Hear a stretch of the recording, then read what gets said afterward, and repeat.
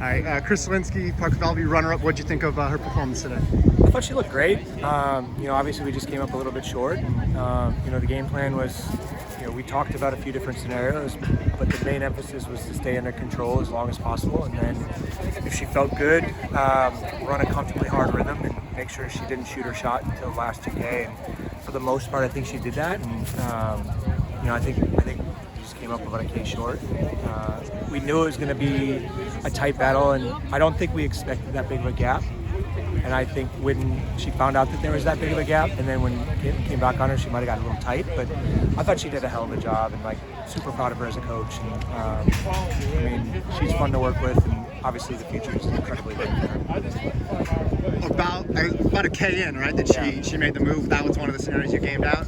We did. The most ideal scenario would have been about a mile, chill for about a mile, because you could get sucked out pretty quick. But once I saw that it was 3:25 or whatever at a K, then I was like, okay, it's controlled enough. She'll be fine once she decides to get going. And, I do trust her. She knows her body really well.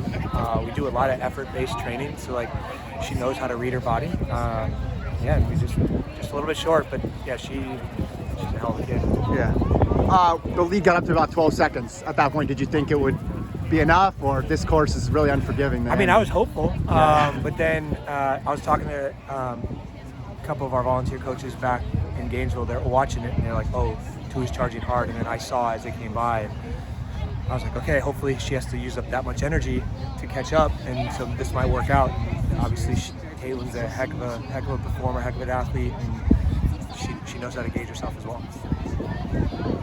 So first you wanted to win, second place, proud of that? Yeah, I mean, we talked about being in the conversation to be a favorite is at this meet is an honor, and so win, lose or draw, just give her best and be proud of whatever that is. And I'm incredibly proud of her. And yeah, you always want to win, but we learn. Every race is an opportunity to learn, and she learned a lot today. Are you guys going to go after the qualifier in December?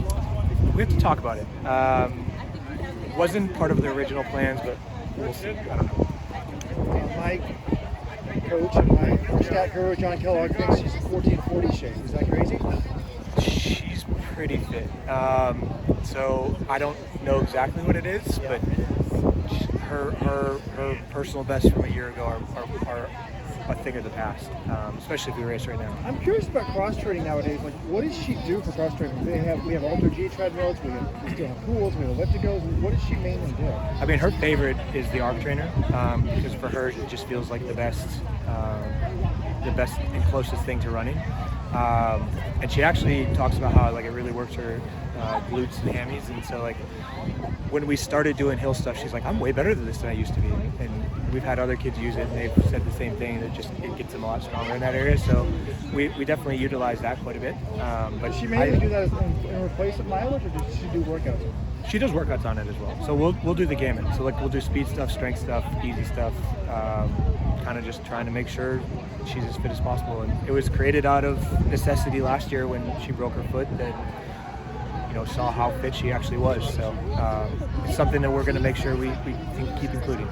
What type of have you been able to figure out, because she's gotten to this level pretty quickly, right? Yeah. Have you figured out what type of runner she is? Because when we look at it from what type of racer she is, it's what sort of courses favor her, what type of pace.